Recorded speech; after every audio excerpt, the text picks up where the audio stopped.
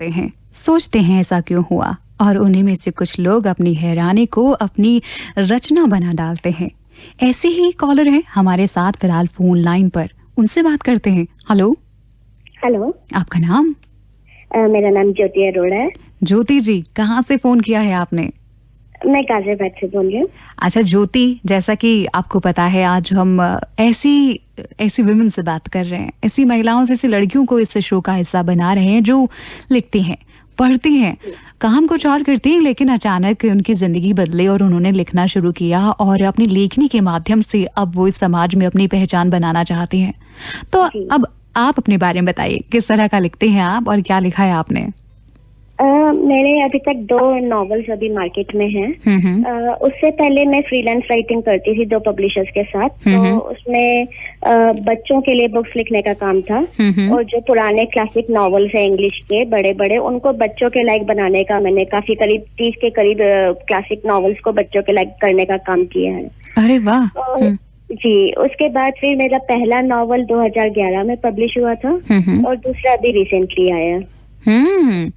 तो अभी जो आपने नॉवेल्स लिखे हैं, उपन्यास लिखे हैं, क्या है, किस तरह का टेस्ट है उनका, क्या लिखा है आपने? पहला नॉवल एक्चुअली है तो दोनों लव स्टोरीज, बट पहले नॉवल का थीम ये था कि जो डिफरेंटली एबल पीपल होते हैं, उनका मनोभाव क्या होता है, उनके मन की परेशानियां और तकलीफें क्या होती है, उनको क्या दुनिया से क्या फेस करना पड़ता है, वो थीम था पहली किताब में। और दूसरी किताब में जो आजकल मतलब लड़कियों के खिलाफ इतने अपराध हो रहे हैं, और हर ऐसे किस्से के बाद कहीं ना कहीं से आवाज उठती है कि इसमें लड़की का ही दोष है। तो उस थीम को लेकर मैंने किताब लिखी है, और उसमें मतलब ये कहने की कोशिश की है कि लड़कियों के लिए भी रिस्पेक्ट और सेल्फ रिस्पेक्ट कितनी जरूरी है। ये थीम है मेरी। ज्योति, आपकी शादी हो चुकी है? नहीं। अच्छा, तो आप कैसे, कुछ और भी काम करती हैं फिलहाल आप, या फ्रीलांसिंग ही करती हैं? नहीं जी, मैं एक अमेरिकन कंपनी है, स्टाफिंग एजेंसी है, उसके साथ काम करती हूँ। अरे वाह।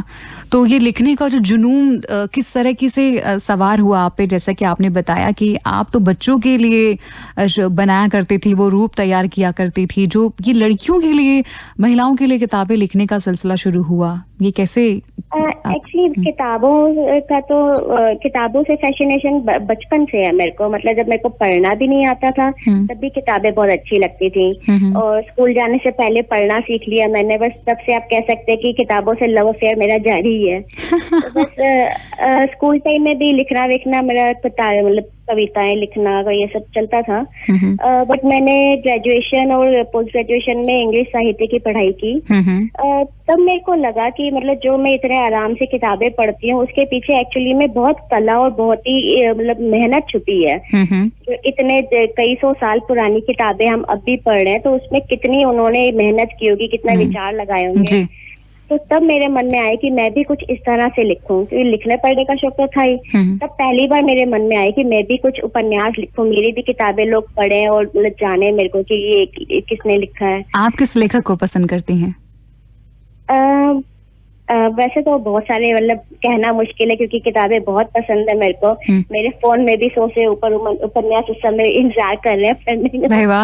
वैसे जेन ऑस्टन और इंडिया के भी मतलब बहुत सारे के, प्रेमचंद वगैरह सबको पढ़ती हूँ मैं। बहुत अच्छा लगता है किताबें पढ़ना। तो जेन ऑस्टन ने आपको बहुत प्रभावित किया है?